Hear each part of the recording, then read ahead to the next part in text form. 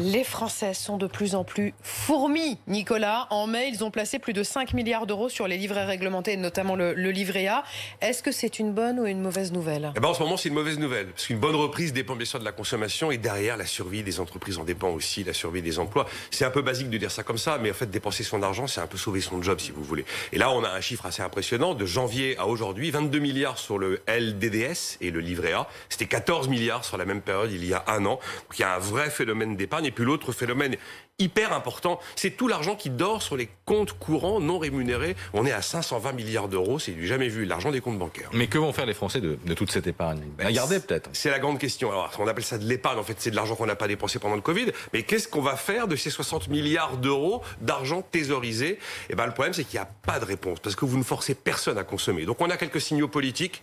On vous dit qu'il n'y aura pas de hausse d'impôts, on vous fait une prime à l'achat automobile, on peut réparer son vélo avec une aide de l'État, on peut dépenser plus d'argent avec la carte de ticket resto. Mais en face, vous avez des signaux économiques. Ah oui, la récession, elle sera de moins 10, moins 11%. La dette, elle sera à peu près de 120%. Et on sait qu'on aura du chômage et probablement une vague de chômage à l'automne. Mais comment on fait pour relancer la consommation dans ces conditions? On redonne confiance. Mais il n'y a pas d'arme pour redonner confiance. Voilà. Il y a ce que les économistes appellent l'équivalence ricardienne. Je doute, donc j'épargne. Et pour la Banque de France, on aura 100 milliards d'épargne accumulée à la fin de l'année. Et d'après les banques populaires, 9 Français sur 10 veulent continuer à épargner. Alors il y aurait bien des solutions peut-être efficaces.